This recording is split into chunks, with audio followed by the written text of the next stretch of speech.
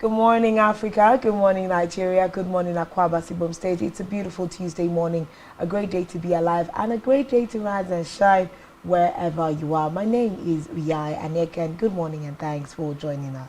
And I am Francis Oyimadet. Glad to have you join us. I do hope you're ready to have a very beautiful day. Wow. I didn't see that coming. I was trying to breathe, and next thing it was over.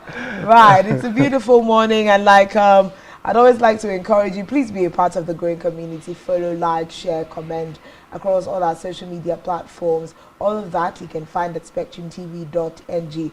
We'd also like for you to share your contributions, your concerns, your questions on the platform of Rise and Shine this morning. Of course, we are here to talk Nigeria, looking into some of the very strongest conversations. But as you would already know, the ministerial, the ministers' assumption of office is the in thing now. Everybody is saying what they intend to do in their offices as they assumed office yesterday for the first time, to leave out their different portfolios. Having seen the president swap and shake up a few people here and there, we do hope that these people, as have been sent to the different parastatals and ministries, will be able to get the job done. But of course, some people are already blowing hot at the very beginning.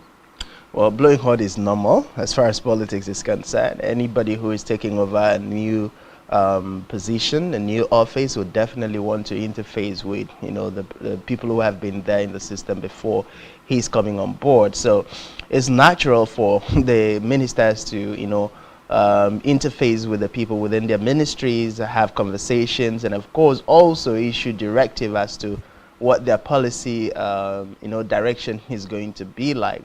We know that the likes of Nyesom Wike has already said a lot of buildings in the FCTs are going to go down. We know that a minister for justice has also said is open for contributions and comments from the people within the ministry as a way of bettering the justice ministry or the judiciary system in Nigeria.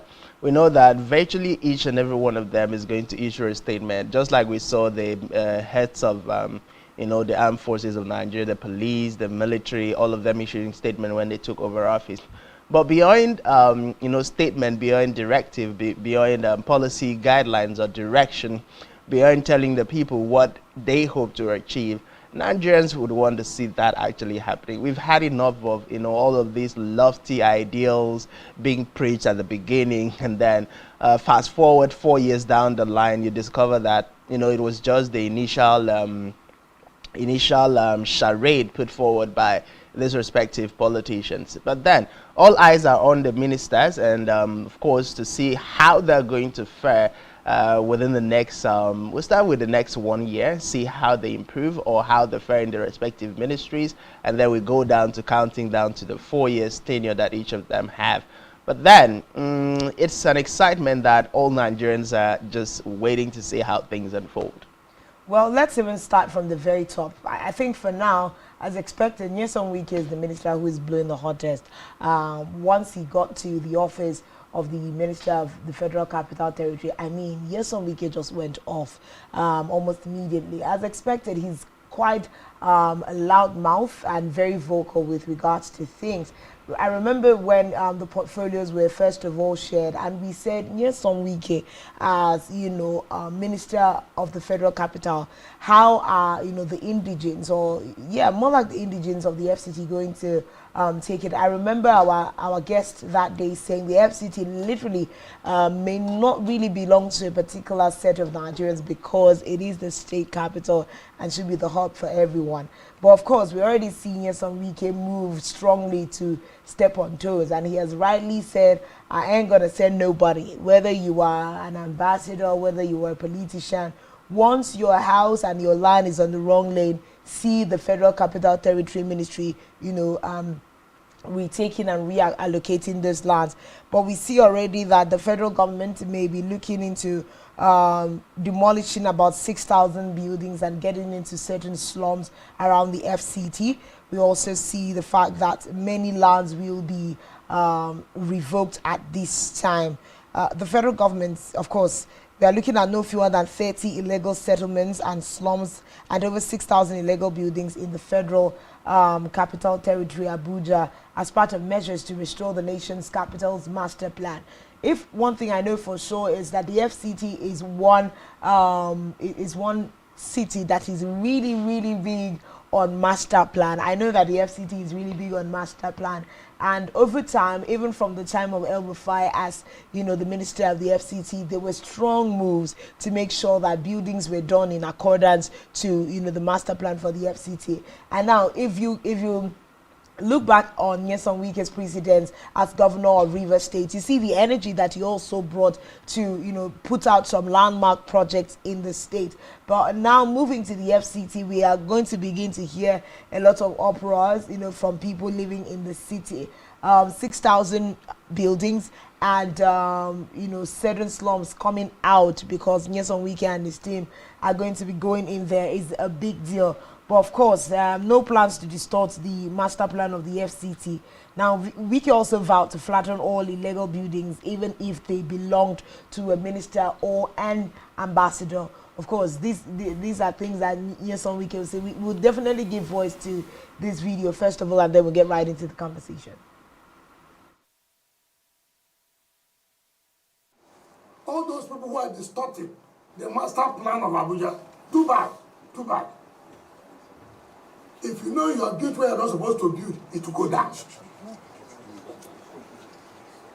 It will go down. Be a minister of anywhere, be an ambassador. If you know you have developed where you're not supposed to develop, your house must go what? Down. Those who have taken over the green areas to build, sorry, our parks must come back. The green areas must come back. If you hate green, you must hate yourself. So if you know you have anybody who is involved and have taken over the green areas, have taken over the parks, to where you now do restaurants, no, we will not accept that. Sorry.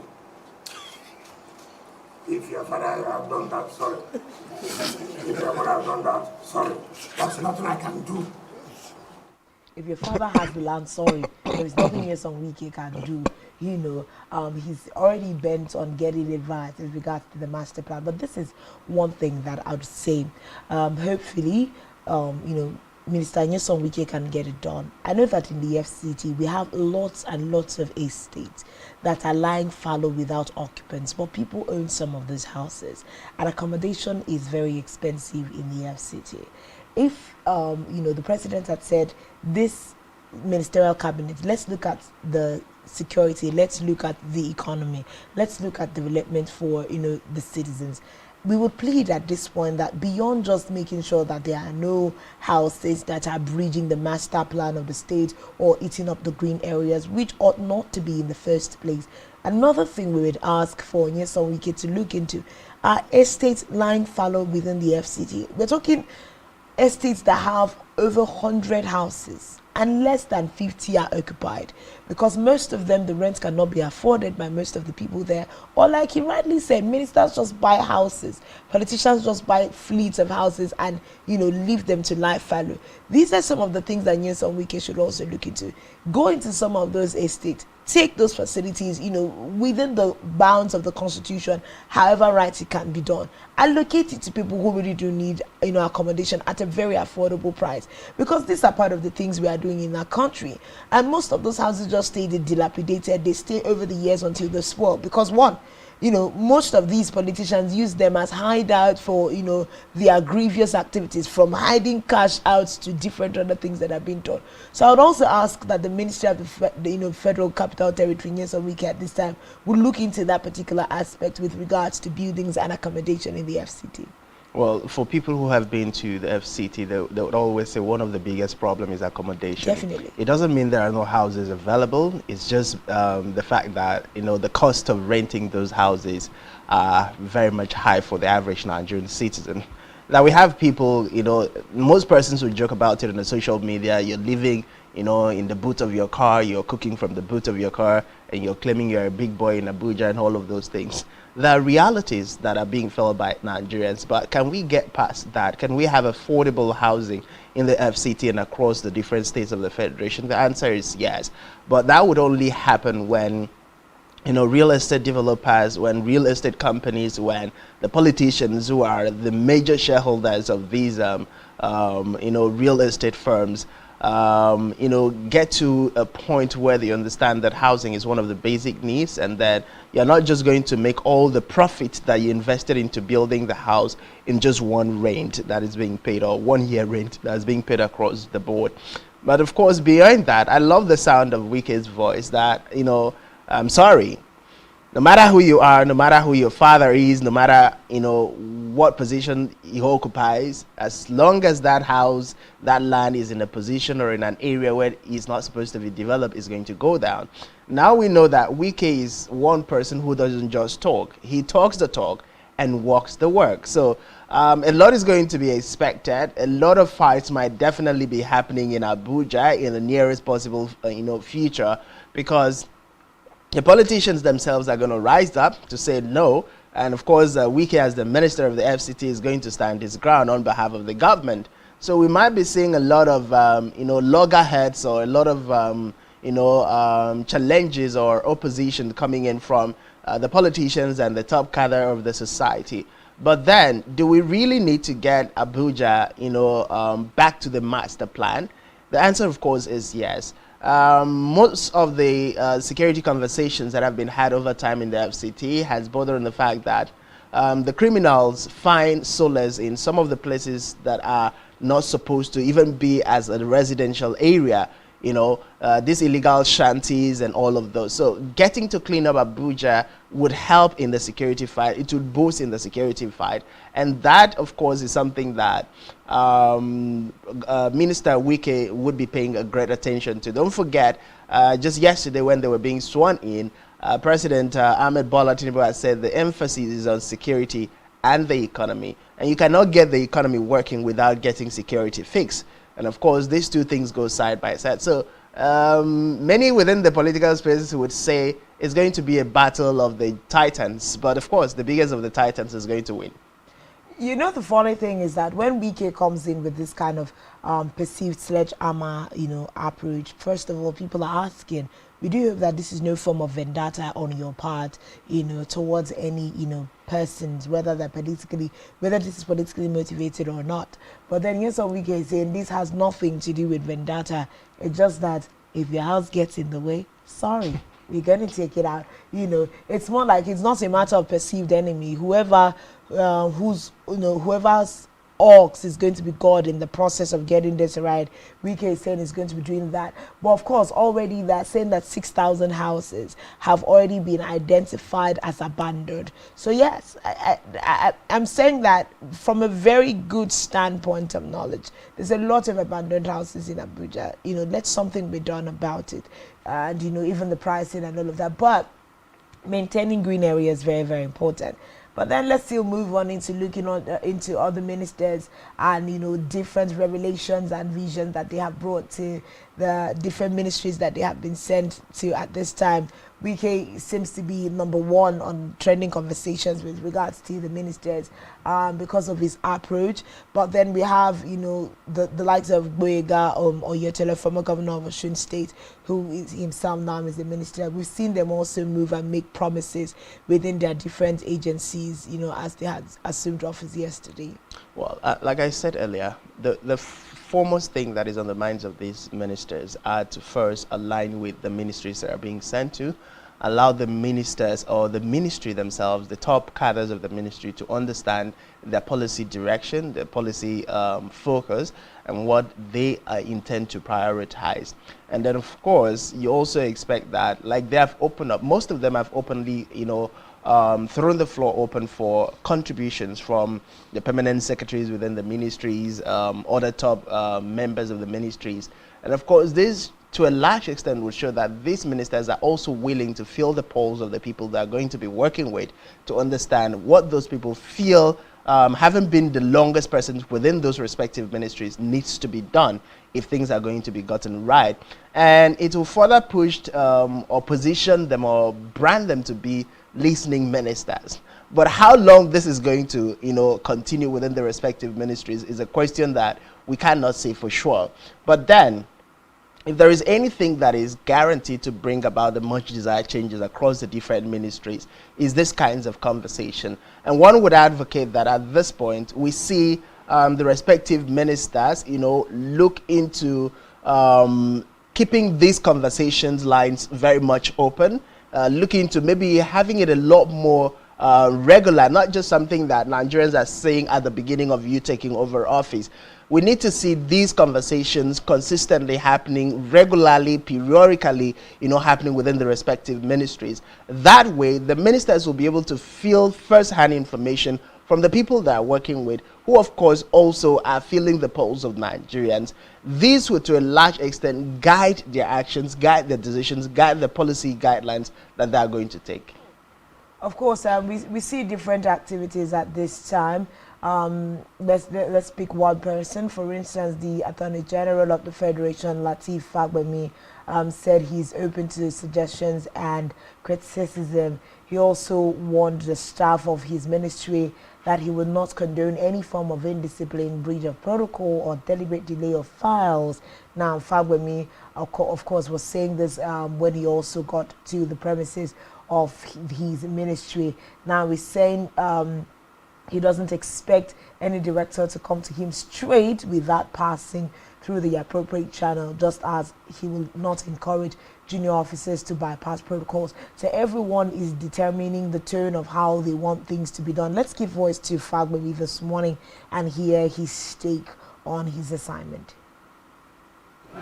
Not only my ministry, every ministry, the expectation of Nigeria or Nigerians is that you key into the hope agenda of Mr. President.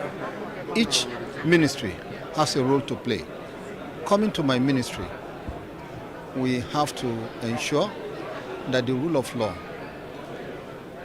reform agenda of Mr. President keys appropriately into these area. And that is number one thing.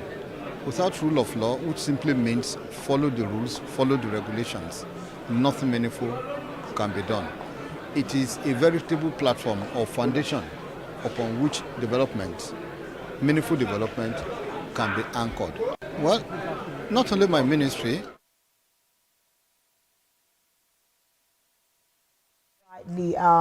This was the ministry that was last held by San Malami. Now, if my memory serves me right, of course, it was Malami who was there last, and it will not forget some last-minute embroilment into different issues. Duplication of roles, even as the Attorney General of the Federation, and he was also serving in another capacity. Some of the things that, for or against, we've seen President Bola Ahmed Tinubu move against that tide, trying to separate some work roles and also multiplying some of these agencies, of which, yes, critics are still saying it is not in the best interest of governance in terms of how much this is going to cost. Our guest we were speaking to yesterday was asking where are the office spaces for some of these agencies that have been brought to bear. But now we're seeing the Attorney General of the Federation. Now we should be able to move some cases forward. Like he has said, his dispensation will not tolerate any form of delays with regards to files. Let issues be treated as and when due so that we know we're moving forward. The capacity of the Attorney General of the Federation is a big deal because a lot of things starts and ends at the bulk of that table. We do hope that Fagbemi is the right guy for the job. Like everyone is saying, let's give them an opportunity to prove us otherwise. But seeing his undertone as that of discipline, I think it will go a long way for, more like an executive arm of the judiciary, so to speak. Well, the judiciary does need a lot of cleaning up. We know that there are thousands of Nigerians who are in prison, still awaiting trial, which shouldn't have been the case if we had a better working judiciary system. We know that one of the conversations or part of the conversations that is currently, still making the trend is the fact that we need to get our judiciary up and running so that we get everything in line, and people who are not supposed to be in prison because of their cases not yet being determined should actually not be in prison. And those whose cases have lingered on for a long time without being, determined for whatsoever reason actually gets to be sorted out so that people get to know whether they're actually serving jail terms or they are not, because it is the height of infringement on the fundamental rights of Nigerians when persons are actually in prison when they're not supposed to be in prison. So we do hope his tone of discipline, his tone of promptness in response to files, treatment of cases will come to bear, and of course we'll begin to see a lot of actions coming up, particularly when we know that Nigerian correctional facilities across the country are being overcrowded. But we also see that Education, the Minister of Education, Professor Tahir Mamman, and the Minister of State for Education, Yusuf Sununu, have solicited the support of Nigerians to bring about the desired change in the educational sector. Now, Mamman said if the educational sector is fixed, everything else would work perfectly in the country, since the ministry is the foundation of all. And in the same vein, we had Sununu sought the cooperation and understanding of Nigerians, especially the ministry staff, to improve the standard of education. Now, this is another critical area that needs to be looked into. But talking about improving the educational sector, the quality of education, I recall on several occasions when we've had members of the academia on the SAD, one of the things that is being advocated for is a complete overhauling of the educational system. We need to get past the point of forcing our children from the nursery through the primary, through secondary, and even tertiary institutions to be cramming things that were done hundreds of years ago. We need to match and balance between theoretical knowledge and practical knowledge across the different fields that is being studied across our universities, because part of the reasons we are having employers of labor say we have thousands of graduates that are being churned out from Nigerian universities on a yearly basis, but compared to the percentage of those thousands that are employable, it is very, very discouraging. And this stems from the fact that our educational system is theoretically focused without giving people the access to actually practice what they're being taught in terms of theory. So we need to get to a point where our curriculum from the nursery school through to tertiary level is being redesigned to accommodate the 21st century kind of trends that would allow people to be not just graduates who have certificates, but graduates who have the right skill set from the respective department, the respective field of studies, to be able to fit in as we step out, because that's the biggest challenge that we have.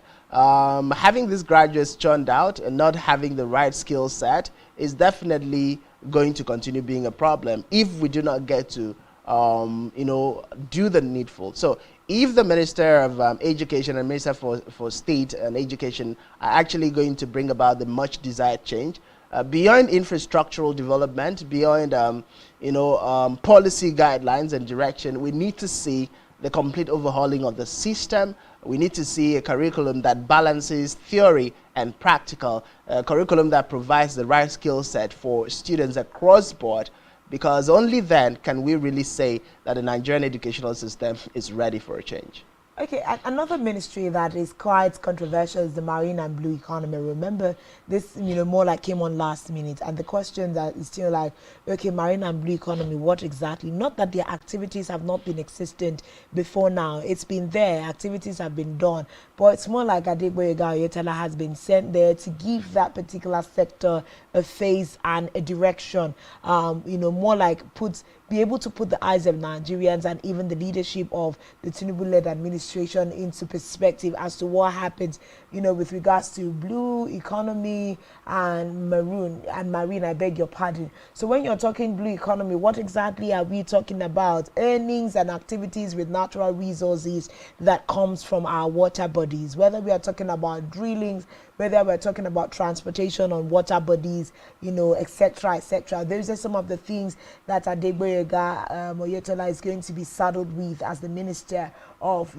that particular ministry. Of course, he himself, former governor of Osun State, he intends to look into safety of the agency, looking at liaising with the Nigerian Ports Authority and the Nigerian Inland Waterways Authority to make sure that Nigeria cashes in on the available worth of the blue economy, which stands at about $1.5 trillion per year globally. you know. So he's saying, like I said earlier, it's not like the marine sector or the blue economy as it has been given a new nomenclature was not already there, but we want to begin to see how we can tap into, you know, global economy with regards to this particular sector. And Oyetola has already promised that he's going to get the job done, so fingers crossed. Like we said earlier, promises so far, but we need to see what the men will do within the next 1 year.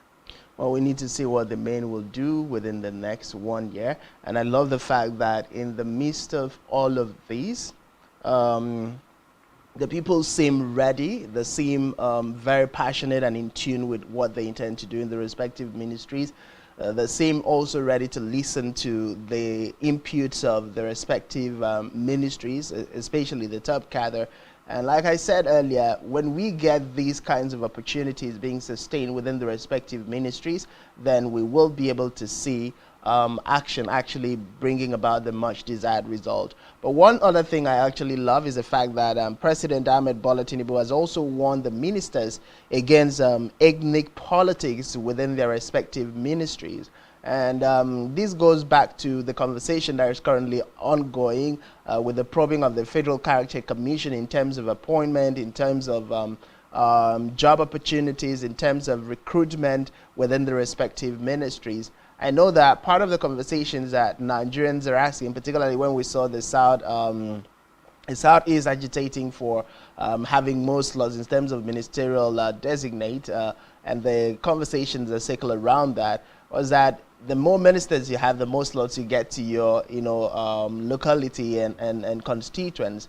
But then having the president sound this note of warning and advisory to the respective ministers as against moving or playing politics of ethnicity and tribe is a significant one, and a very beginning, coming at the very beginning of their tenure in office. I think this is President Tinubu rather taking a step to remind the ministers that we are trying to reunite Nigeria. We're trying to build one Nigeria. We're trying to ensure that everybody across board takes into consideration the fact that we are first and foremost Nigerians before we now belong to the respective ethnicity that we belong to. So I would say, beyond the statement of the president, let's get to see the ministers themselves act it out. And when we see that happening, part of the agitations that we have across the different quarters from the north to the south is basically about, fairness, justice, and equity in the distribution of, our natural collective resources. When we see justice being done, then everybody's going to give these ministers the support and the enabling environment they need to succeed. Let's look at one more ministry that is very, very important, because we've talked about education, which is like the backbone of every nation. Let's also look at the health ministry. Of course, Professor Ali Pate is the minister in charge of this particular ministry and sector. And one of his moves as he assumed office yesterday is to drive a trend against medical tourism and prioritize health security, improve the health outcomes in the country. Of course, this is very, very important. Now, he said everybody thought health was a marginal sector, but of course, COVID-19 showed, us the reverse. And he's saying that medical tourism is an issue in Nigeria. The exporting of whether we are exporting our professionals or whether we are exporting our patients. And he's saying he's going to be looking into the fact that, let's stabilize the health sector in the country. This is going to be a really, really big and huge assignment for Ali Pate. And I hope that he knows that this goes beyond opening, statements first day in office. Because, NAD, for instance, is still observing their strike, although assumedly it was called off, but the strike is still ongoing. Some doctors are still not going to work because that particular sector is laden with a lot of infrastructural decay, welfare related issues. And I think we should just take a second to talk about the fact that in the fast rising pace that the world is going, research is a very strong part of how different sectors are thriving. Now, if we have a federal government that doesn't think it necessary to invest in research, whether we're talking health research or academic research for us to be able to stabilize the trainings we are giving to the next generation, or the quality of health services being given, then we are standing on, on a very risky edge, and anytime we could all topple over as a nation. But we're seeing new ministers. And another thing will be, as the Minister of the Health Sector, how is he going to, liaise with all of the labor unions within the health agency to make sure that they find lasting solutions, or even solutions that can ease the burdens of, health workers at this time, to make sure that that particular sector can gain some life, give back to the society? Is it even possible for us to bring back some of our medical professionals who have gone to other nations of the world to work at this time? So I really believe that Ali Pate has a really huge responsibility on his shoulders. But he says looking into medical tourism is part of his really serious tasks. Health security is one thing he also really wants to look at as Minister of Health at this time. Of course, that's Minister of Health and Social Welfare, because social welfare is another nomenclature that has been added to that ministry. Well, is Ali Pate taking the right direction or making the right statement? Yes, he is making the right statement. Does he have the willpower to actually live out the statement he's made? That is something that only time will tell. But then, beyond that, I'm not even like taking words from your mouth. Beyond what these men can all say, let's look at policies. Let's just look at enabling environments as provided, first of all, by the federal government and the people they are going to be working with. Because just as a minister, you will not succeed against the provisions made available for your office, whether through policies or the willingness of the people that you're working with. Policies have a way of, what would I call it? Shocking. Yeah, putting these people in a box. Are we going to see a different type of cabinet result, or it's just going to be same old, because our policies are the same, implementation styles are the same, and the people working in this ministry? Well, policies is what drive changes, it's what drive transformation, it's what gives leaders the authority and the impetus to carry out their responsibilities. We know that the 10th Senate led by Senator Godswill Akpabio, the 10th House of Rep led by Tajuddin Abbas have all pledged that they're committed to bringing out laws, policy guidelines, direction that will transform the Nigerian economy. Now, you cannot transform the economy apart from the question of security and the economy, both of them, without looking into the health sector. Who are the biggest drivers of medical tourism in terms of those who'd fly outside the shores of Nigeria to gain, to seek medical attention? They are politicians, the elites of the society, which are all mostly within the political cadre. I mean, that's minus the small or the minute percentage of people within the organized private sectors, entrepreneurs, who actually have a wherewithal to also do that. But behind this group of people, the primary family group of persons who travel outside the shores of Nigeria to seek medical attention, from the presidency to the ministers, to the senators, to the House of Rep members, their families, and down to governors, all of these people are people within the ranks and file of government. So if Pate is actually going to succeed, we're going to need to have a policy guideline that maybe put a stop on medical tourism on the part of the politicians themselves. If we have politicians, sitting back or being forced to stay back and use the same medical facilities, the medical sector in Nigeria, to attend to their deadly needs or their medical needs, then we will begin to see a deliberate, intentional policy direction, intentional investment in the medical sector that will bring about the much desired change. Now, you cannot say you're going to stop medical tourism without looking into the different decays that has been felt in the sector. You're talking about infrastructural decay. You're talking about the fact that we're not even having enough investment. You're talking about the fact that our best hands, our professionals, are in their droves living to other countries. Why? Because of beta welfare packages. So you're going to look at infrastructural decay. You're going to look at welfare packages. You're going to ensure that people within the ranks and files of government lead by example, because you cannot have those things happening without the people at the top. If you say you want to put an end to medical tourism, both in terms of our talents leaving the shores of Nigeria for greener pastures because of poor welfare, poor working environment, you need to first fix those things. I know that I think in recent we've had conversation about prioritizing the health sector to a point where Nigerians who are outside the shores of Nigeria will now want to come back. That is not something that can happen, through wishful thinking. These guys are being paid the best in terms of their services. They're given the best work environment outside the shores of the country, and you want them to come back. For that to happen, you need to provide something of equal standard. You need to provide an environment of equal standard. You need to provide a welfare package of equal standard. That is only the situation that must be done before we can have these, trend being actually stopped to a large extent. Now, if party is actually going to do that, it's going to need the collaboration of the National Assembly, the House of Rep, the President himself. All hands within the political cadre must be on deck to bring out the policy guidelines, to bring out the financial budgetary allocation, to bring out the much desired infrastructural development within the sector. Only then can we say that party is going to succeed. Without that, this is just going to be another beautiful statement made at the beginning of taking over an office that will end at that point.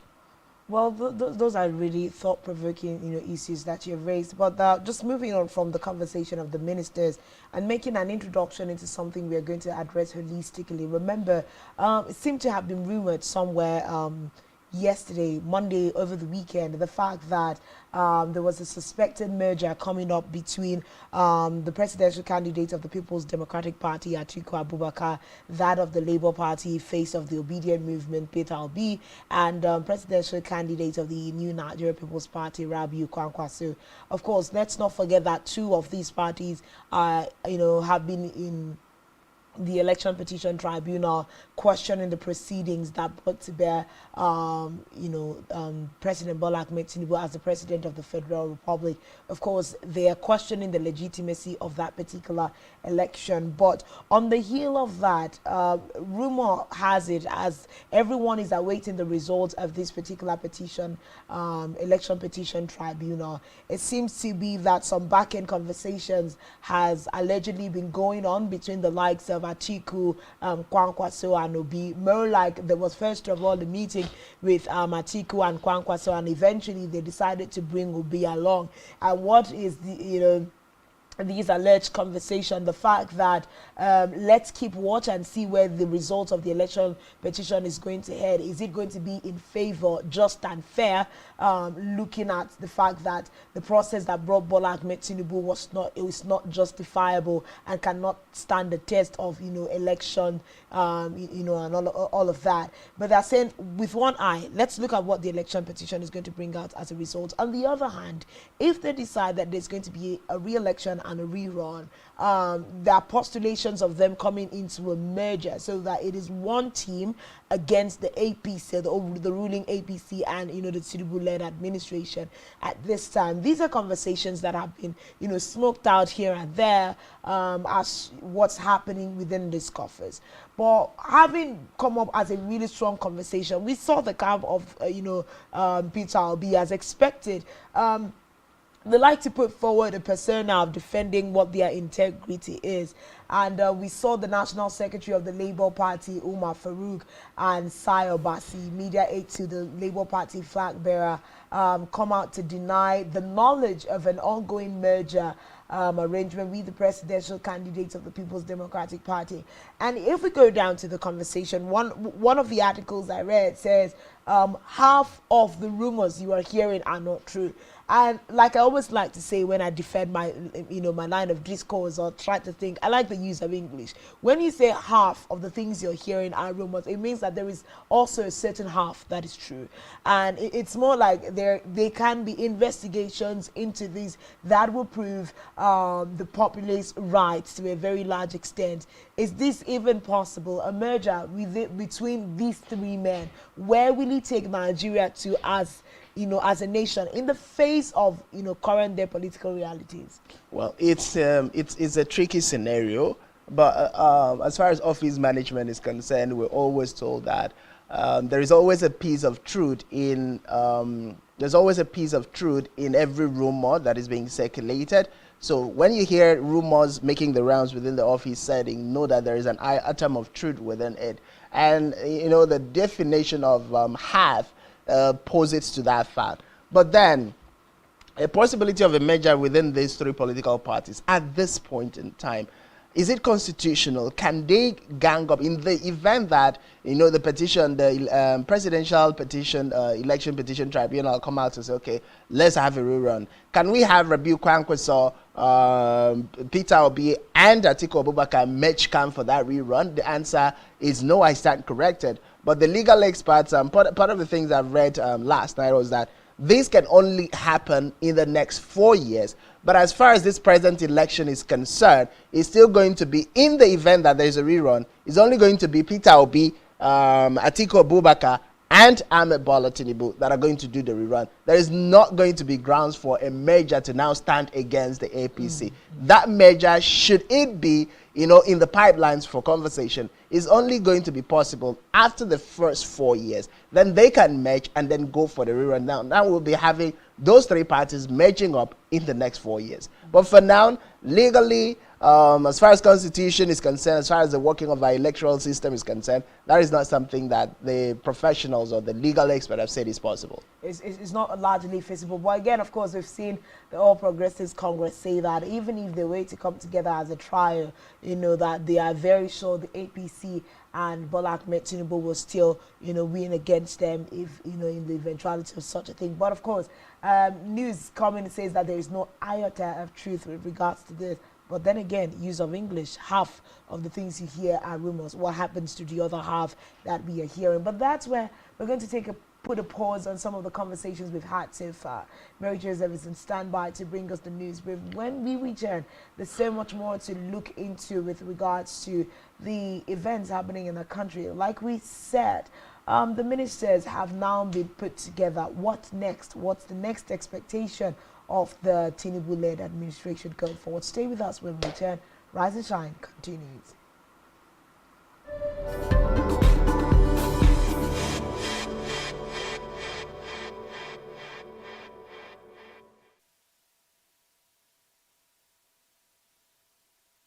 We need to perform. The expectations of Nigerians are heightened. Mr. President has already set the ball rolling to put Nigeria on the course that will take it to rapid, sustained, and inclusive growth. He has taken key macro monetary policy measures and fiscal policy measures. He has changed the economy of Nigeria already. However, it has come with the initial pain that comes from correction. And it is our duty to help him to ensure that that pain is minimized and his period is shortened. That everything that can be done to help the most vulnerable, to help the poorest in society. When we look at the price of fuel, 617 per litre, look at the price of bread. I suppose it depends on the size, but at least it's 1,000 naira.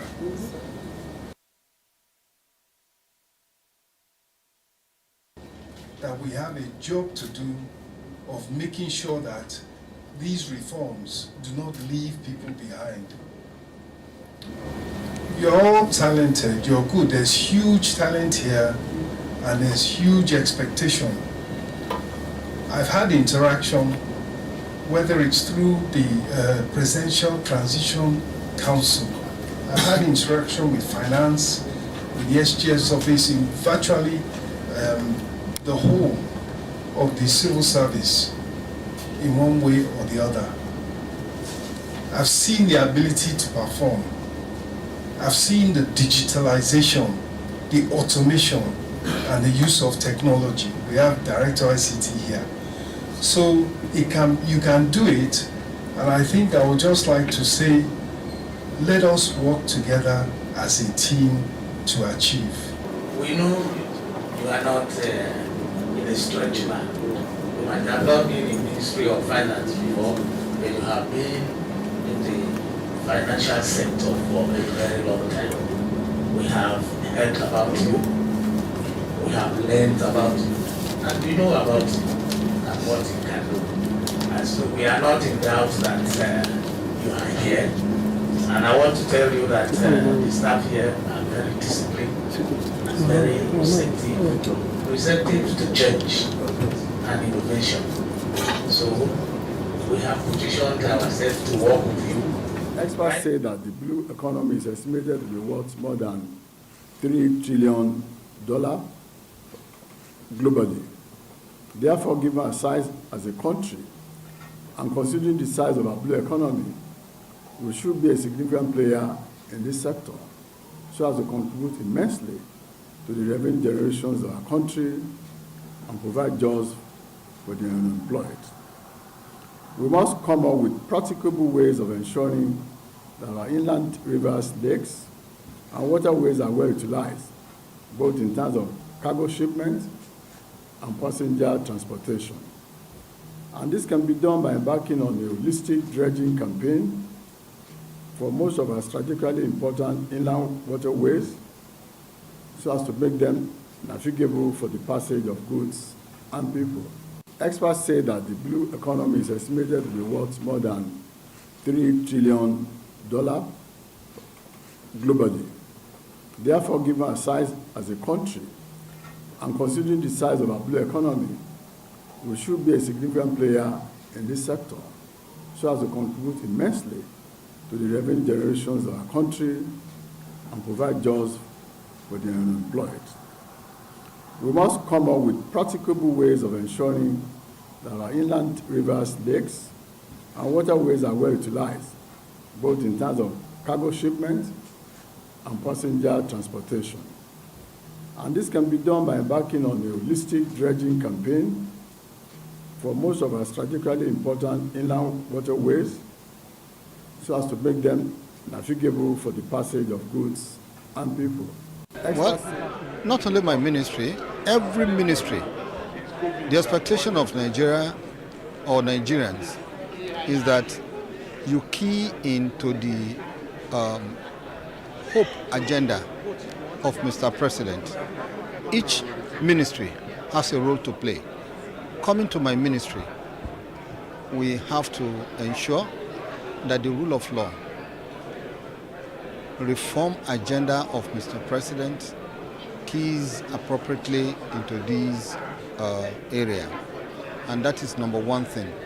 Without rule of law, which simply means follow the rules, follow the regulations, nothing meaningful can be done. It is a veritable platform or foundation upon which development, meaningful development, can be anchored. Well, not only my ministry, every ministry, the expectation of Nigeria or Nigerians is that you key into the hope agenda of Mr. President. Each ministry has a role to play. Coming to my ministry, we have to ensure that the rule of law. All those people who are distorting the master plan of Abuja, too bad, too bad. If you know you are built where you're not supposed to build, it will go down. It will go down. Be a minister of anywhere, be an ambassador. If you know you have developed where you're not supposed to develop, your house must go what? Down. Those who have taken over the green areas to build, sorry, our parks must come back. The green areas must come back. If you hate green, you must hate yourself. So if you know you have anybody who is involved and have taken over the green areas, have taken over the parks, to where you now do restaurants, no, we will not accept that. Sorry. If your father have done that, sorry. If your mother have done that, sorry. That's nothing I can do. It will go down.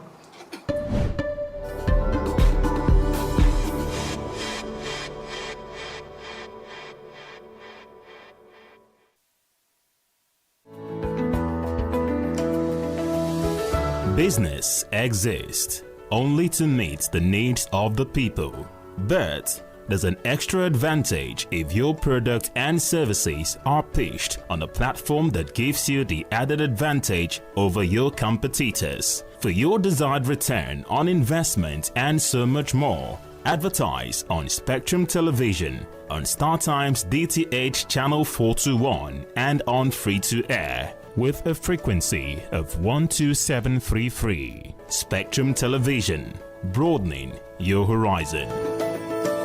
Heads of state and government, Secretary General, distinguished delegates. Voting for Spectrum TV to recover 45 seats taken to counting.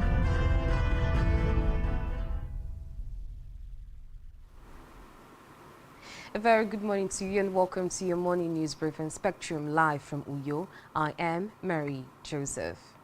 Starting our news brief this morning is a report that President Bola Tinubu has charged the 45 new inaugurated ministers of the Federal Republic of Nigeria to prioritize the interests and welfare of the entire nation and its diverse population above any regional or state-specific considerations. Speaking at the inauguration of new members of the Federal Executive Council at the State House Conference Center, the President underscored the immense responsibility the ministers now bear in shaping policies that will significantly influence the lives of hundreds of millions of Nigerians. Away from that, the security operatives in Katsina State will this week launch joint operations against terrorists operating in Katsina State. The operatives to be involved in the exercise include the police, troops of the Nigerian Army, the Nigerian Air Force, as well as operatives of the Department of State Security Services, amongst others. The spokesman for the Katsina Police Command, ASP Aliyu Abubakar, confirmed the development.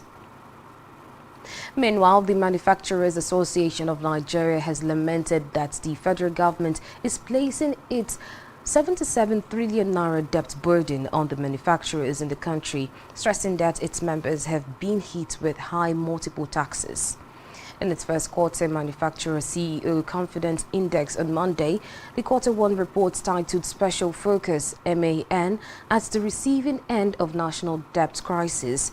MAN noted that the nation's tax burden, which has domino effect of escalating public debt on the manufacturing sector, are endless. On the foreign scene, ex-President Donald Trump has said his plans to return himself in on Thursday to a court in the state of Georgia to face charges of election interference. A judge in Atlanta who is overseeing the former president's case has set bail at $200,000. The agreement says Mr. Trump can remain free pending trial so long as he does not attempt to threaten or intimidate witnesses. Meanwhile, Trump has denied 13 charges, including racketeering and false statements. We head straight to sports where World 100-meter women's hurdles champion and record holder Tobi Amusan will begin her title defense today at the National Athletics Center in Budapest, Hungary.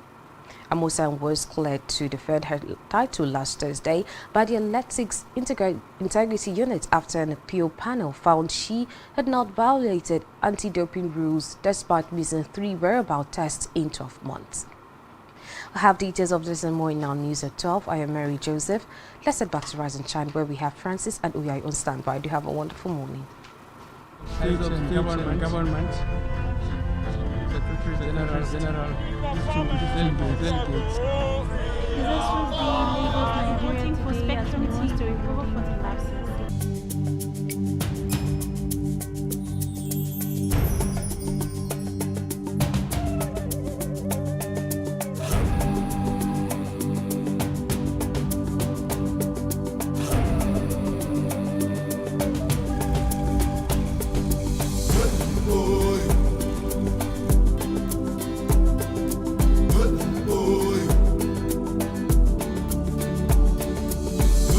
Oh,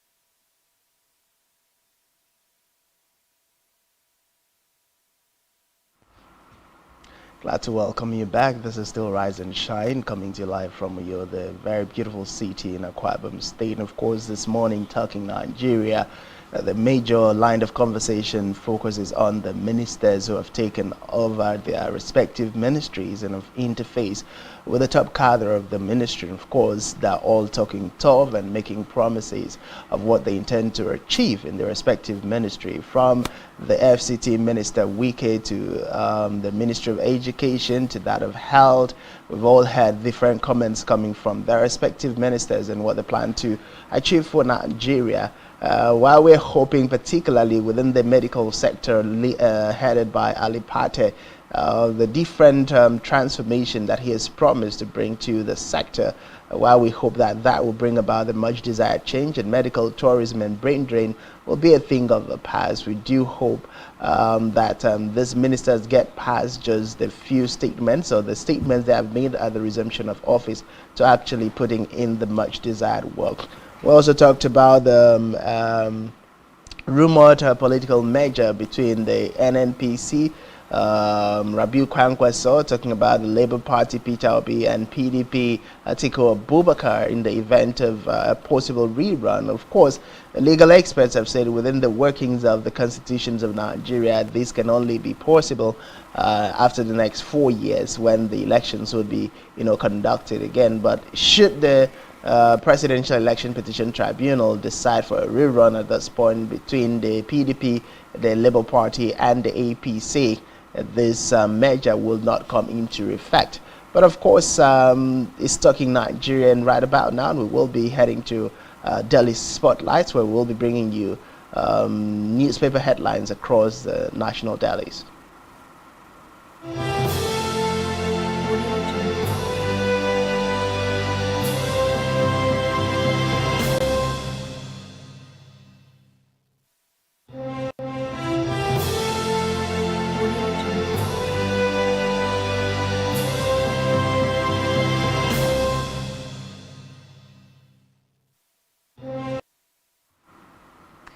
Welcome back. Of course, we're looking at Daily Spotlight information from the front pages. Let's go straight to the Vanguard this morning. Looking at the Vanguard, the big story there, of course, Tinubu to ministers serve Nigeria, not regions or state.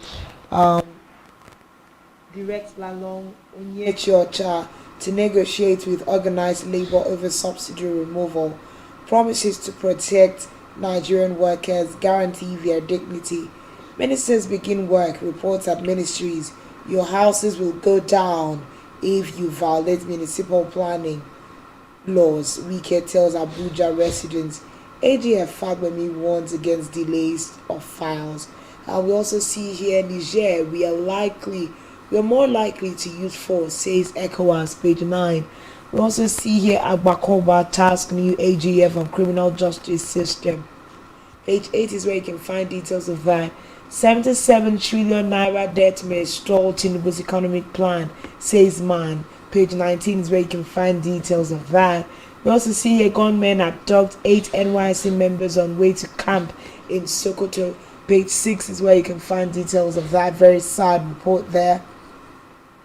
We also see here how PDP government sent 10 ministerial nominees to Tinubu, says Wike, page 8. Babies die as women deliver in toilets, says Benue IDP camp manager. Men in army uniform robbed, killed my aide, Senator Adiola laments. Page 9 is where you can find details of that. We can also see here as the last story this morning, a picture story there with President Tinubu and ministers after the swearing in. And that's all we have this morning on the front page of the Vanguard newspaper. Next up this morning is the front page of the Nigerian Tribune, and the kicker there says, as ministers assume office, Wike, Edu, Oyetola, Alake, Adelabu orders rollout plans. The kicker there says, Wike vows to restore Abuja master plan, says cows wouldn't be allowed to roam in FCT. Edum pledges to minimize pains coming with reforms. Federal government to prioritize dredging of inland waterways for transportation. Oyetola, my leadership will be anchored on Tinubu's renewed hope agenda. Fagbemi, will put smiles on face of Nigerians. Beta Edu, you are not ministers of regions or states, Tinubu admonishes. Those stories are all on page 4 and page 20 of the Nigerian Tribune. Still on the front page of the Nigerian Tribune, you find election tribunal protesters defy police ban as tension mounts in Kano. Tribunal reserved judgment in petition challenging Yusuf's election. That's on page number 6. 1 year after, $1.6 billion Lagos Port Rail project unutilized. Investigations, Ibadan Station Access Road caused delay, NRC. That's on page 5. Still on the front page of the Nigerian Tribune, a motor con arrests 3 kidnapped suspects while receiving ransom. Page 26. Suspended Adamawa reg petitions NBA over planned disciplinary action. That's on page 16. Of course, we're also seeing on the front page of the Nigerian Tribune this morning, soldiers killed my aide, Senator Adeola alleges. That's on page 26. Post-subsidy removal, Nigeria's PMS daily consumption drops to 52 million liters, NMDPRA. That's on page 3. And the last story this morning, 5 billion federal government palliative, not a free lunch, says Mutwang. That's on page 5. Those are the major stories you find on the front page of the Nigerian Tribune this morning. Okay, we are looking at This Day newspaper next, and the big story there, of course, everyone is looking at the cabinet this morning. Tinubu to cabinet, you are appointed to serve Nigeria, not ethnic regional interest. We also see administers oath of office on 45 cabinet members, charges them to serve with dignity, integrity and competence. Wike, PDP governors make 10 ministerial nominations, berate opposition party members calling for his suspension. We also see here JP Morgan with $4.5 billion US debt service, lower forex position. Nigeria requires sustained reforms to attract capital inflows. We also see here as a rider express worry that Tinubu's cabinet dominated by politicians. Okay. We also see here ICANN to NNPCL's $3 billion loan insufficient to stabilize FX market without increased crude oil production export. We also see here Shatima leaves for Johannesburg to represent Nigeria at BRICS Summit. Page 10 is where you can find details of that. Infrastructure Bank, FEMADEC, FEMADEC Group, partner to boost gas-powered transport system. Page 12, everyone is waiting for the CNG-powered vehicles. We hope it's a reality before the end of the year. Okay, the very last story here says ministers assume office, set agenda and target. And that's all on This Day newspaper. And next up this morning is the front page of the Punch newspaper. The kicker there says Abuja land. Federal government may revoke land allocations, demolish 6,000 buildings, slums. That's on page 2. The rider there says illegal building must go down. Wike tells ministers, ambassadors, orders. Slums in Nyanya, Apo, Idu, 27 others may be affected. Residents beg minister. That story is on page 2. Still on the front page, federal government may raise $17 billion from oil assets sale. JP Morgan, that's on page 19. Government to revive Ajekuta Steel. Umuai plans road inspection on page 20 of the Punch newspaper. But chairman, managing directors buy additional 145 billion naira bank shares. That's on page 19. We have a picture story of President Ahmed Bola Tinubu with the ministers.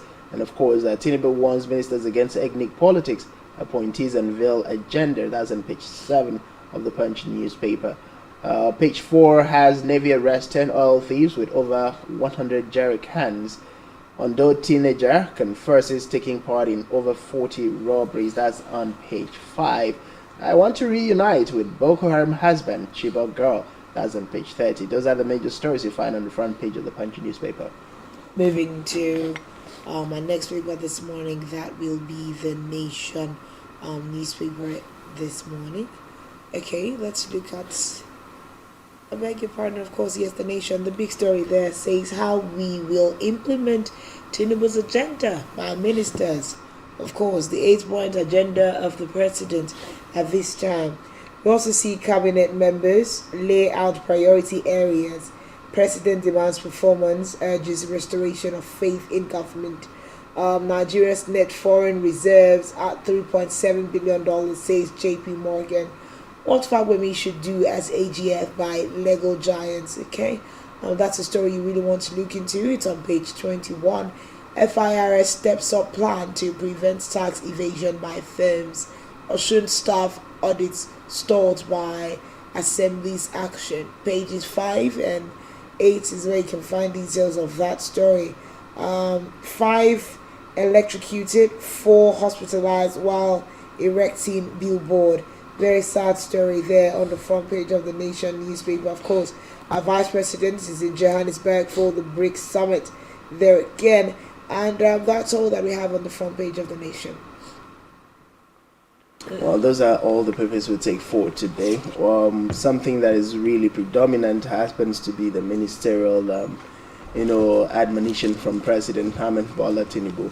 And of course, the ministers themselves outlining their policy direction and what they hope to do in their respective ministries as far as, taking over the helms of affairs is concerned.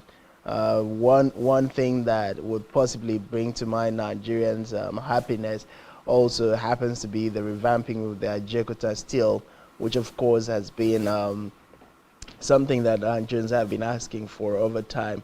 Now, if we see the government actually being able to revive the Ajaokuta Steel Company, it means it's going to be another boost for the Nigerian economy, another opportunity for job employment for Nigerian teeming public. Definitely, it's going to be a ride that will take us away from some of the difficulties that we are experiencing. But like you said, we need to begin to see the results of some of these expectations. Nigerians are burdened by a lot of expectations and hopes. We've seen President Bola Ahmed Tinubu ask the ministers to, in their course of duty, make sure that faith is being restored to government and governance in Nigeria. We do hope that that's something that Nigerians can begin to, talk about very soon. And the numbers with regards to the economy are really troubling in terms of the production quota of crude oil in the country. We do hope that the Minister of Petroleum, which happens to be the president, will know what exactly needs to be done in that sector to move it forward at this time. Of course, some of the conversations we've already had so far crisscrossing the front pages of our national daily, so do well to get across on our social media platforms, and then you'll find detail of some of those conversations. At this point, we're going to put in a wrap on Daily Spotlight, take a quick break, and when we return, we'll be joined by a guest all the way from Lagos to look at certain details. Like we said earlier, now that the cabinet is fixed, what next are the expectations of Nigerians? The president has given his expectation. What next are we expecting from, these ministers as we go forward? Let's take that quick break, and when we return, Rise and Shine continues.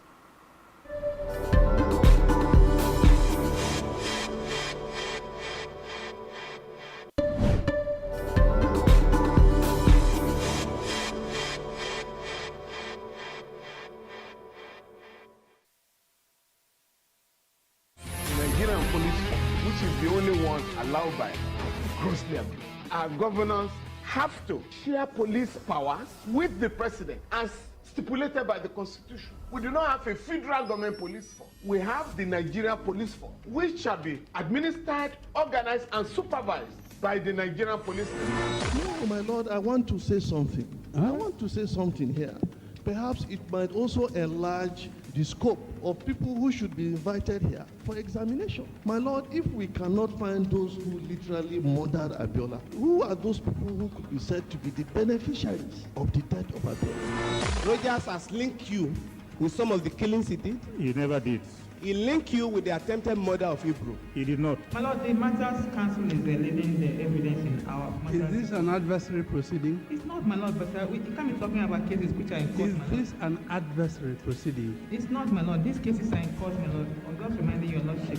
My Lord, sorry, my Lord, I think I'll be in cross-examination. Legally Speaking, a program that deals with legal issues and questions we face as citizens of this amazing country, Nigeria. Legally Speaking. Join us every Friday from 5 p.m. to 6 p.m. for Legally Speaking.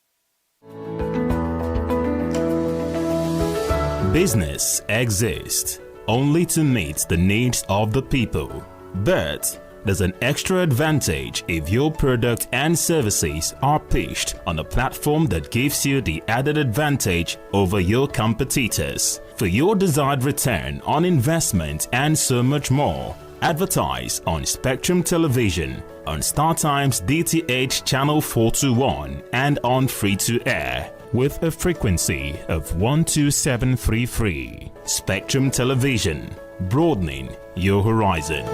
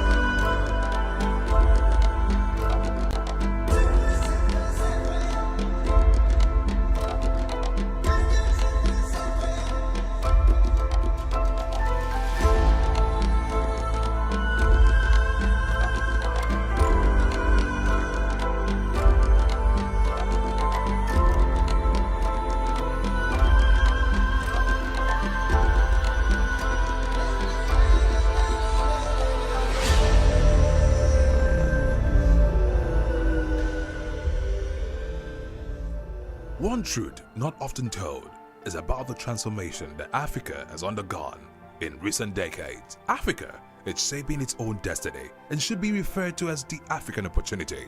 On Spotlight Africa, we paint the African picture the African way, laced with truth, detail, and the color of the African continent. Join Uyai Anyekan every Tuesday and Thursdays at 4:30 p.m. Spotlight Africa, telling the African story. Every society is premised on the quality of relationships forged by its inhabitants. The health of these relationships determines how well people, relationships, organizations thrive and how long they stick together.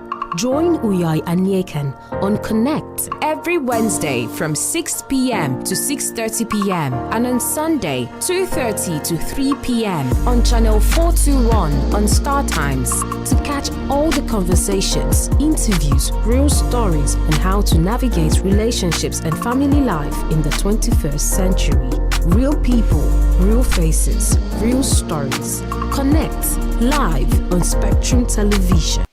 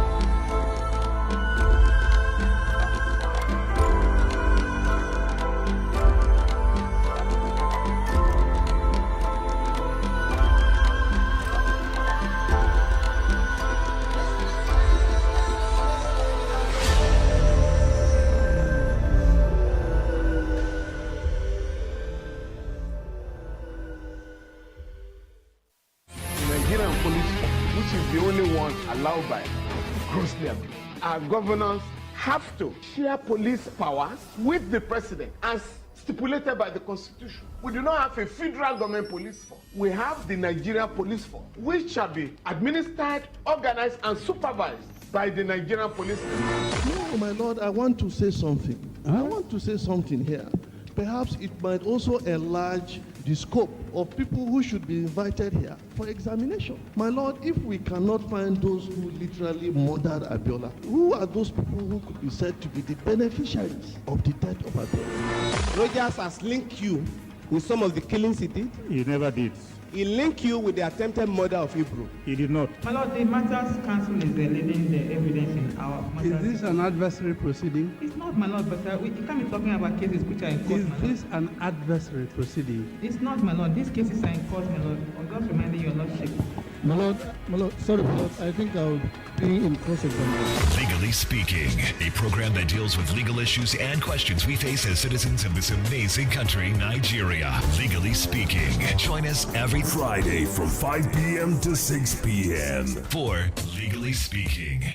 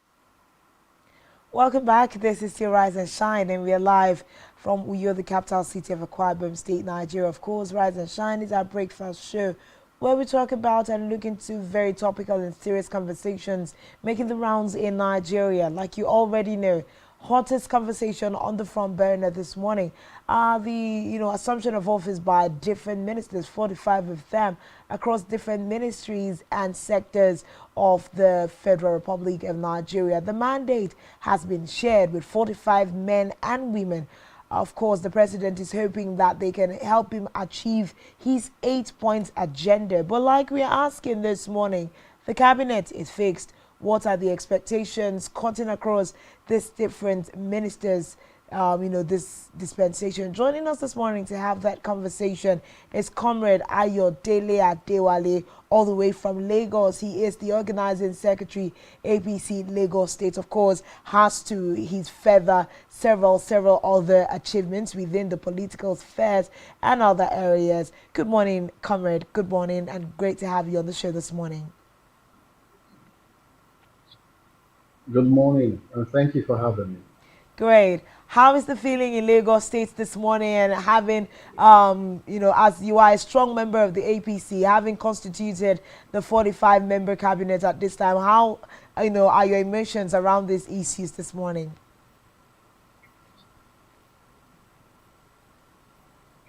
Well, we feel very good. We're very happy about the development, and particularly that the president will have more hands to achieve his purpose in office, as promised during his electoral campaign. And that means that Nigerians will be seeing a lot of monumental development in all sphere of government. So we're indeed very delighted and very happy about the development. All right, great. Just to ask, I know that it's not necessarily something that is constitutional, but Nigerians have made it some part of culture to look at the workings of the president within the first 100 days. And Nigerians so far will not say that the president has achieved so much. But another conversation, bringing it back to the ministerial cabinet, is that if he would have achieved a lot more within the first 100 days, this cabinet should have been constituted way earlier than that, not about 16 days to the end of the first 100 days. What are your thoughts around these kinds of sentiments? Well, you must know that the Constitution has provided a window in which this build-up must be achieved. And in achieving this, you also have to carry a lot of people along. Diverse interests must be put into consideration, not only political interests. You must also look at other demographic of interest, be it Nigerians in diaspora, Nigerians in the professional field of working development and all of those things. So the president also needed to extend prolong a bit the build up to appointing these ministers. Okay then. So 45 men, really troubling the fact that at the end of the day 45 of them have been sworn in and confirmed, given their portfolios to head on to work. But El Rufai still did not make the court even at this time. What are the back-end conversations around this? He did not quite pass the security checks, and so far hasn't been confirmed as a minister under this tenure. What does this read about El Rufai and all of his? Remember that during the campaigns of the president, he was one of the very vocal and very largely seen personalities, and as expected, even given the grounds that President Bola Ahmed Tinubu named him as one of the ministers, but he didn't come through. What's really going on with El Rufai at this time? Mr. El Rufai is a very wonderful gentleman, a professional in his own field. He achieved a lot as governor of Kaduna State. He's someone that fixes his eyes and mind to good objective. And we can't say that what ensued are part of democratic intrigues. And looking at that, he as a person also I've considered a lot of things, and we continue to move. Human development, human movement is not static. That does not prevent him from reaching his heart and his topmost priority of objective in the political arena. And like I said earlier, he's a wonderful individual, and I'm doing wonderfully well in government. Okay, so let's come down to ministers. Some of them, we are expecting that they have not been the wrong pick for the wrong assignment. We have the likes of Festus Keyamo, who has been sent to the aviation sector as the minister. Let's know, first of all, he's a lawyer and may not necessarily have any background knowledge of how the aviation sector should work. Looking at some of these people and the last minute reshuffle that the president did, moving the likes of Boyega Oyetola to marine and blue economy as opposed to where he was first assigned. Do you think that some of these men, citing the likes of what's his darling name now, Keyamo, for example, do you think that they will be able to get the job done? Mr. Keyamo is a square peg in a square hole. I've known him since he was working with Chigani Fawani of blessed memories. The fact that he's a lawyer does not mean that he's not a realist. Realism is a very key in the index in achieving purpose in life. He has a good background as a lawyer, no matter where he wants to work. One thing that must come to bear is that your knowledge of the documents, your knowledge of the roadmap, your knowledge of the sense of responsibility really matter a lot. So that also is a very strong ebb for him. And we must not be quick to forget that we also have the civil servants, the bureaucrats that are within the system that are trained for such purposes as the marrow of those ministries. So what he needs to put in place more is leadership to galvanize the abilities of the framework within that ministry to achieve the set objective. A lot of things that have bedeviled our aviation ministry is the lack of people opining to the framework that have been instituted there by professionals in those sundry matters. So all he needs to do is provide leadership in those areas. And of course, using his sense of legal ability to put together good documents that will ensure key players in that industry to be treated fairly, so that a lot of private sector individuals will have the confidence in that ministry to come in to put their money, and of course seeing that aviation industry grow and become very contemporary within its peers across the world. Okay, part of the problems also that Nigerians have raised with regards to this particular cabinet is that it is being overflogged by politicians and not necessarily technocrats, because I'm laying back on that, on some of the things you just responded to in terms of Keyamo's capacity to be able to provide leadership for the aviation sector. We have more politicians, 8 ex-governors, people that have already been in the system. The cry before now was, let us have how we can bring technocrats, professionals across these different sectors that can give us guide. What are your thoughts with having these politicians still serve as ministers? Do not forget that some of them do not have very healthy precedents as past governors or, different, leadership rungs, as it were. Well, there's a saying that the older the wine, the better it tastes. And when you're talking about healthy precedents, I don't know, maybe you have their medical records. If you have their medical records, then you can back up your statement. As it is now, they are very fit to serve in those capacities. You must not also forget that a lot of them were businessmen, were career people before coming to government. All you see is their present activities in government.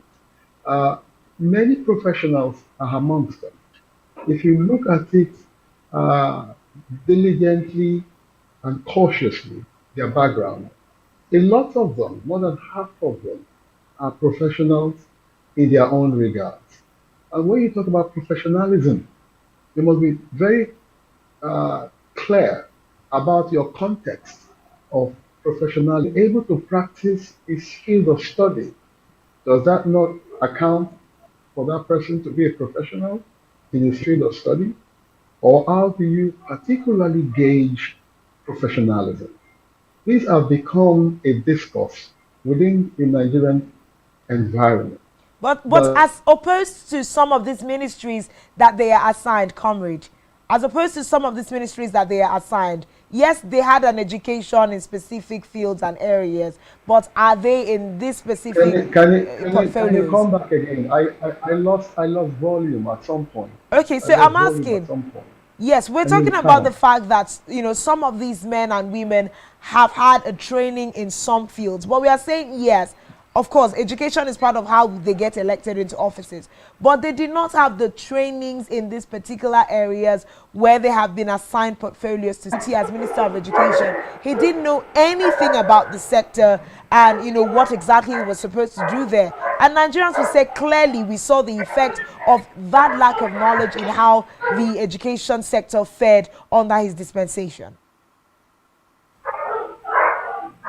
Well, I never heard him say so.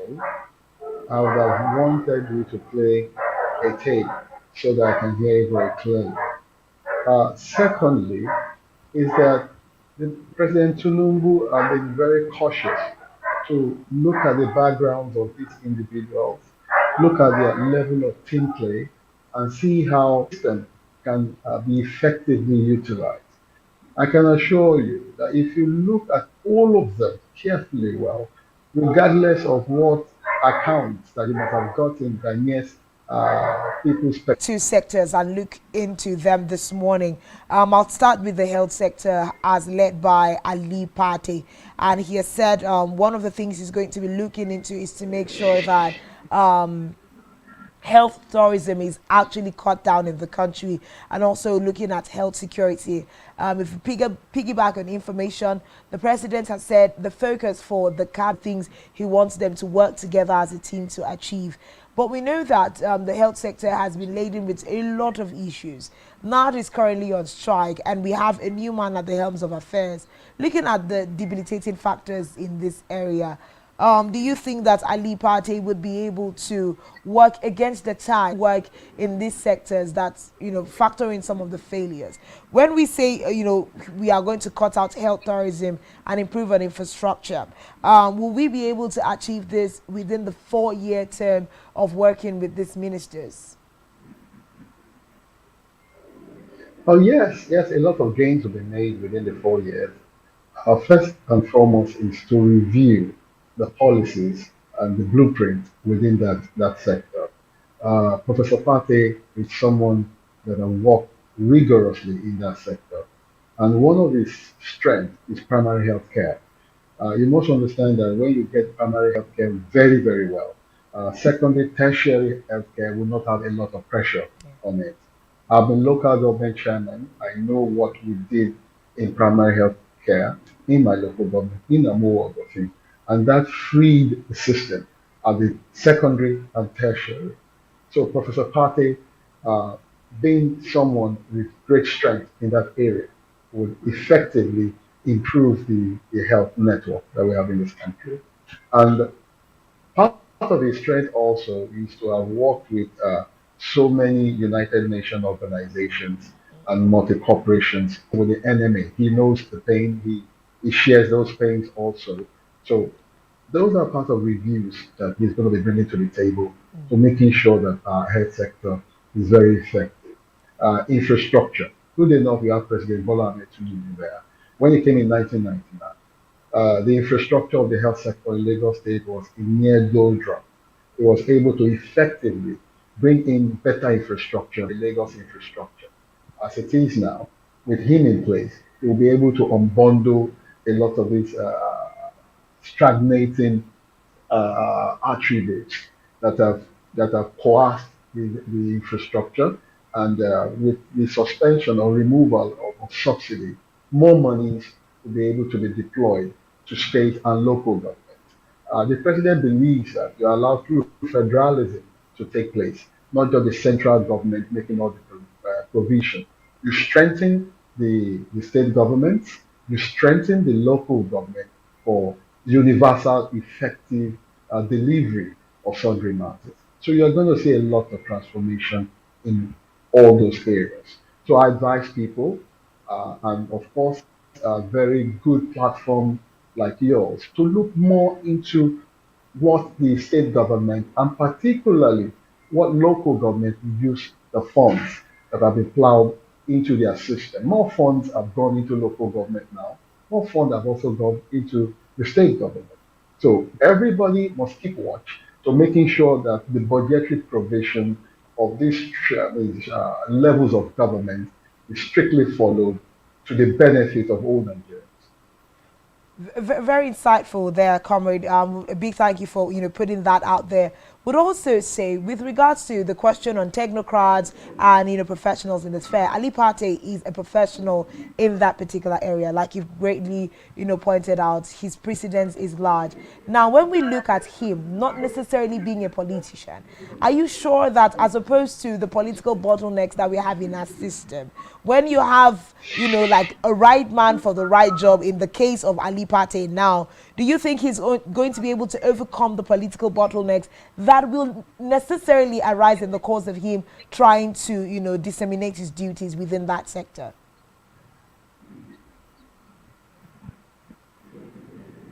I'm going to first give you a rider before I now give you my backup. Marx did say that man is a political animal. Every man has political in order to move within the social arena. So, you opining that the political class might want to overweigh the consciousness of the professionals does not come to stay. What will readily come to stay is your determination to succeed. When I came in as chairman of local government, maybe we were not part of their build-up. But again, I've been able to acquire more knowledge in the university during our political interplay, and those strengthen my belief in these various ministries. They've all had levels of political interplay from their background. And of course, you have the Master Mariner, who is the President of the Federal Republic. He's a guru in politics. So whenever achieve the objective that have been laid down in the Renewed Hope document, which is a social contract with Nigerians and the APC. Okay then, just to put this in the box, before they can necessarily get on with the intensity of their job roles, we know that they are going to all head into a retreat where they are going to specifically look at the demands for their different ministries and, think tank with the president on what his expectations are of them, just in, an attempt to set an agenda. As they head into this retreat in the next couple of days, what would you hope that our ministers should concentrate on as they have been given the responsibility of helping the Bola Ahmed dispensation to be a success, in Nigeria? It's team play. It's team play. Because the activities of all of these ministries are going to be intertwined. There's no ministry, the Ministry of Blue Economy. So many things that will be achieved in that ministry must also be backed up by the Ministry of Foreign Affairs, by the Ministry of Legal Matters, that Ministry of Justice, by the Ministry of Finance, by the Ministry of Youth, by the Ministry of Women, by the Ministry, by even the Ministry of Aviation. So many things will enter Mr. Wale Edo as a coordinating minister.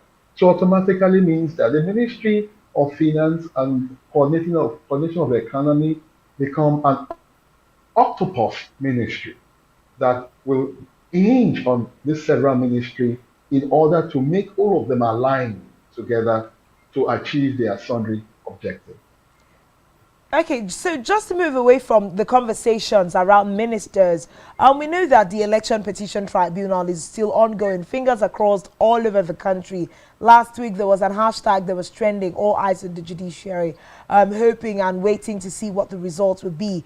But there's been speculative conversations that just came to the front burner about, you know, the presidential candidates of the People's Democratic Party, Labour Party and NNPP, that's Atiku, Kwankwaso and Obi, coming into some kind of merger. Speculations and allegations, we must say.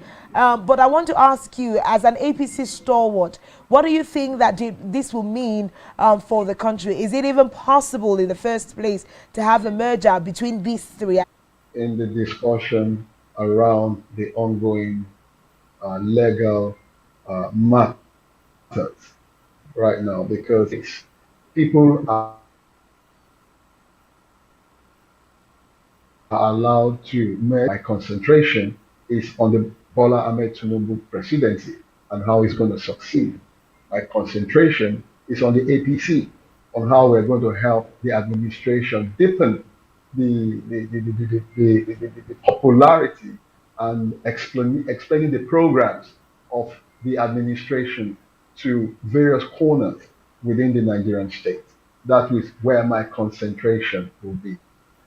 So are you trying to suggest that the APC will pay no attention to these rumors? Like, you know, even in the Nigerian parlance, we always say that every rumor has an atom of truth, so to speak.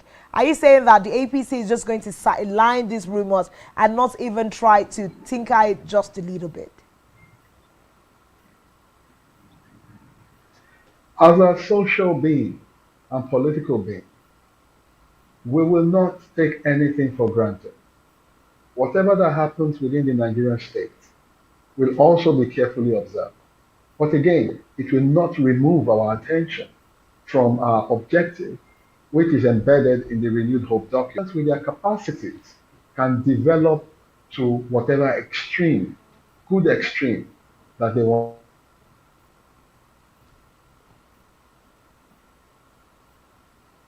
We seem to have lost his audio. I don't know if we still of APC Lagos State chapter, and of course a politician, an active, you know, APC member, an activist himself. But just before we let you go this morning, comrade, I'd like you to give us your final words. Depend anywhere you want to swing to this morning. Expectation for ministers. What should Nigerians be doing in the face of current realities? Palliatives have not landed. Difficulties are still springing up. What are your final words to Nigerians this morning?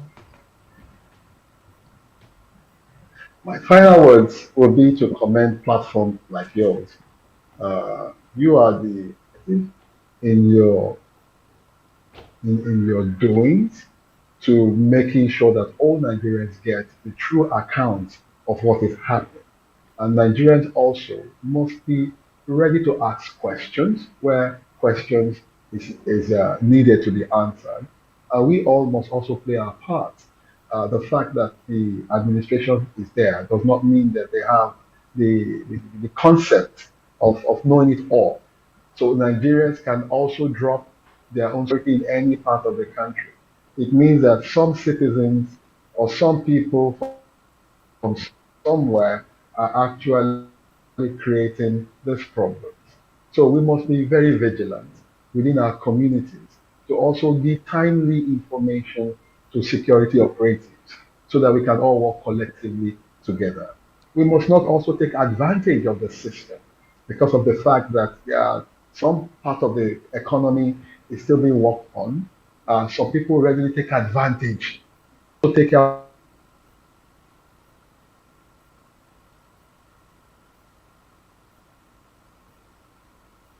in unauthorized places, thereby blocking the drainages and creating flooding within our space when it rains. People must pay their taxes and, of course, watch what those taxes will become for them.